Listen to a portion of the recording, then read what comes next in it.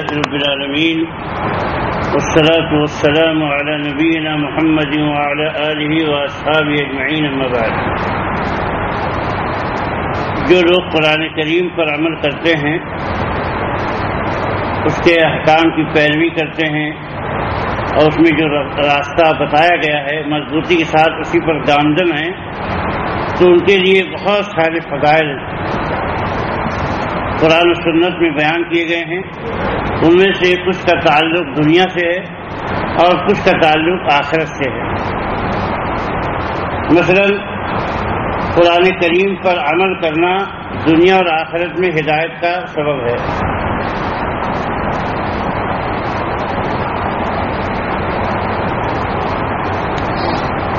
اللہ تعالیٰ فرماتا ہے الذین یستمعون القول فیتبعون احسنہ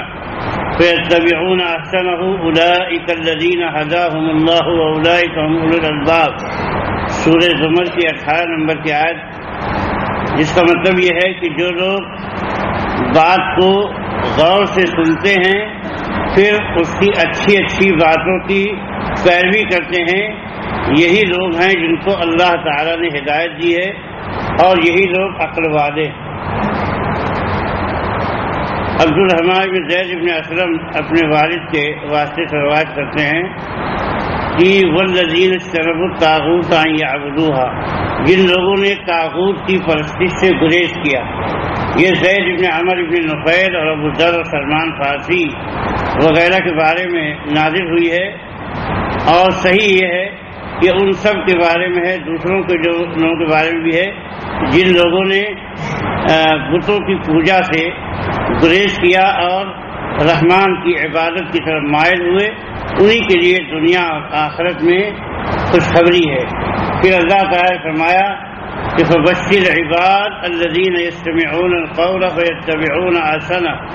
تو ان بندوں کو خوشخبری دے دیجیے جو بات کو اچھی طرح سنتے ہیں پھر ان میں اچھی باتوں کی پیروی کرتے ہیں، ان کو سمجھتے ہیں اور ان میں جو چیزیں پائی جاتی ہیں ان پر عمل کرتے ہیں۔ تو اللہ تعالیٰ فرماتا اولئک الذین ھداھم اللہ، یہی لوگ ہیں جن کو اللہ نے ہدایت دے دی ہے، یعنی جن کے اندر یہ صفات پائی جاتی ہیں وہ اللہ کی طرف سے دنیا اور آخرت میں ہدایت یافتہ ہیں۔ ابن عباس رضی اللہ تعالیٰ فرماتے ہیں کہ اللہ تعالیٰ نے قرآن پڑھنے والے اور اس پر عمل کرنے والے کو اس بات کی ضمانت دی ہے کہ وہ دنیا میں نہ تو گمراہ ہوگا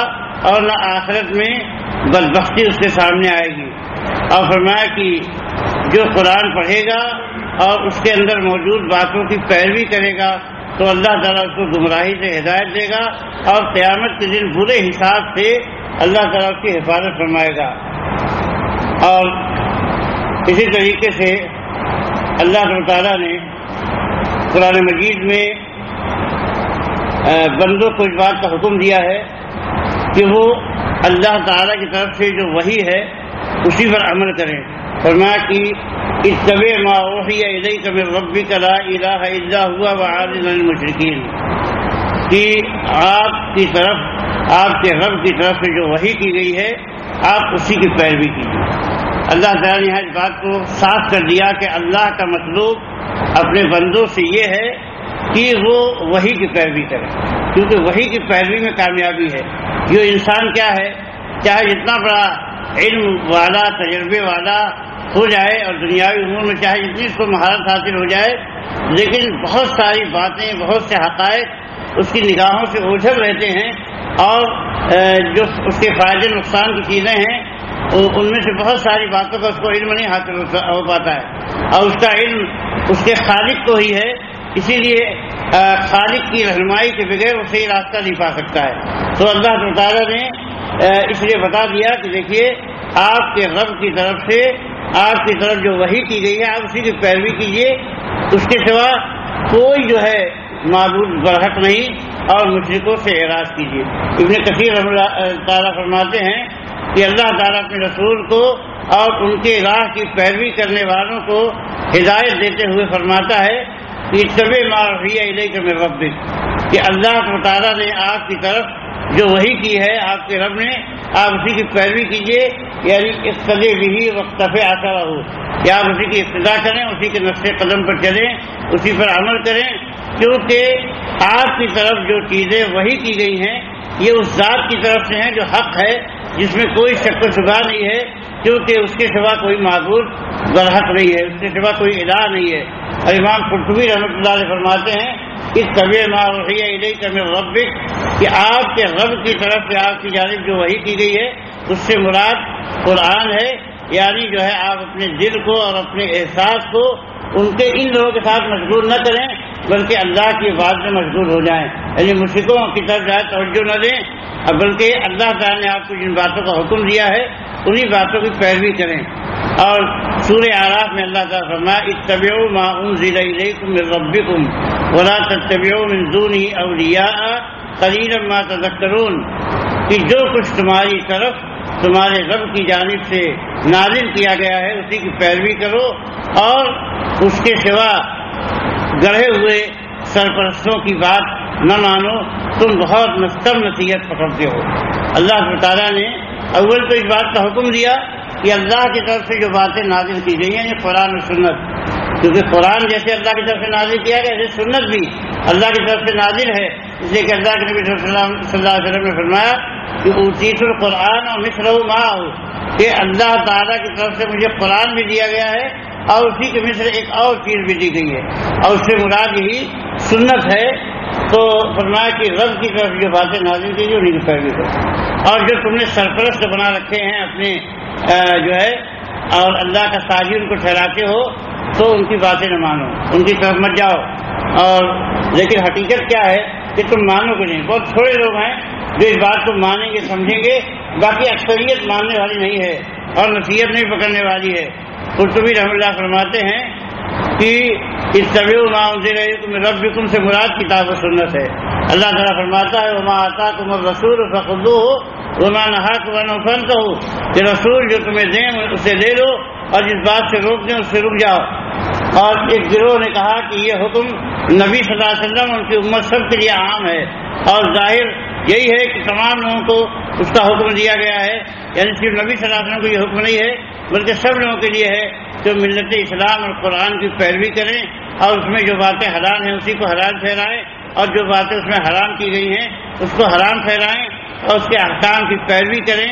اور اس کے نواہی سے اجتناب کریں۔ آیت اس بات پہ دلیل ہے کہ آرا کو نص کی موجودگی میں چھوڑ دینا چاہیے، وہ چاہے کسی کی بھی رائے ہو، اگر کوئی نص آ جائے قرآن و سنت کی کوئی دلیل آ جائے تو اس کے مقابلے میں ان کو چھوڑ دینا چاہیے۔ حافظ ابن کثیر رحمہ اللہ فرماتے ہیں اتقوا آثار النبی الامی الذی جاءکم بکتاب انزل الیکم من رب کل شیء وملیکہ، یعنی اس نبی امی کے نقش قدم کی پیروی کرو جو تمہارے پاس وہ کتاب لے کر آیا جو تمہاری جانب ہر چیز کے رب اور اس کے مالک کی طرف سے نازل کی گئی ہے۔ ولا تتبعوا من دونہ، اور اس کے علاوہ کی پیروی نہ کرو، یعنی رسول جو کچھ لے کر آئے ہیں اسے چھوڑ کر دوسری چیز کی طرف مت جاؤ، کیونکہ اس طرح تم اللہ کے حکم سے انحراف کر کے دوسرے کے حکم کی طرف چلے جاؤ گے۔ اسی طرح اللہ تعالیٰ نے سورہ یونس میں فرمایا کہ واتبع ما یوحی الیک واصبر حتی یحکم اللہ وهو خیر الحاکمین، کہ جو کچھ تیری طرف وحی کی گئی ہے اسی کی پیروی کر اور صبر کر یہاں تک کہ اللہ تعالیٰ فیصلہ کر دے، اور وہ بہترین فیصلہ کرنے والا ہے۔ حافظ ابن کثیر فرماتے ہیں کہ واتبع ما یوحی الیک واصبر کا مطلب ہے کہ اللہ نے جو کچھ آپ پر نازل کیا ہے آپ اس کو مضبوطی کے ساتھ تھامے رکھیں، جو وحی آئی ہے اسی پر عمل پیرا رہیں، اور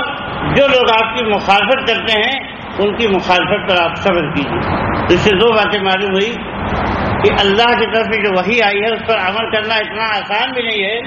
کہ اگر آپ عمل کرنا چاہیں تو لوگ آپ کو عمل کرنے دیں گے، خواہ نخواہی لوگ پیچھے پڑ جاتے ہیں، کیونکہ شیطان ان کے سر پہ سوار ہوتا ہے اور قرآن و سنت کے ماننے والوں کے خلاف ان کے دلوں میں نفرت پیدا کرتا رہتا ہے اور ان کو وقلاتا اور اکساتا رہتا ہے۔ اس لیے آپ قرآن و سنت پر چلنا چاہیں گے تو آسانی سے چلنے نہیں دیا جائے گا، بہت ساری رکاوٹیں ہوں گی۔ یہاں پر جو ہے باپ دادا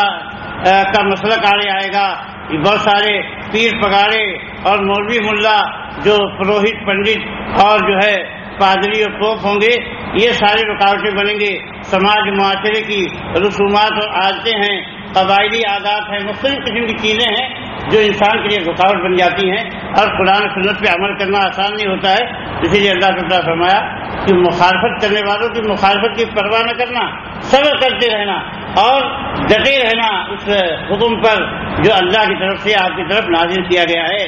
یہاں تک کہ اللہ تعالیٰ فیصلہ کر دے، یعنی آپ کے درمیان ان کے درمیان یہ کھل جائے کہ کون حق پر تھا اور کون باطل پر تھا. کہ اللہ تعالیٰ بہترین فیصلہ کرنے والا ہے اپنے عدل اور حکمت سے، اور خاص طور سے دنیا میں بھی اللہ تعالیٰ فیصلہ کر دیتا ہے، لیکن اصلی فیصلہ تو آخرت میں ہوگا جب اہل حق کو کہا جائے گا کہ جاؤ اپنے گھر میں آرام سے جنت کی طرف، اور جب اہل باطل کو جہنم کی طرف بھیجا جائے گا یہ فیصلہ خود ہی ہو جائے گا.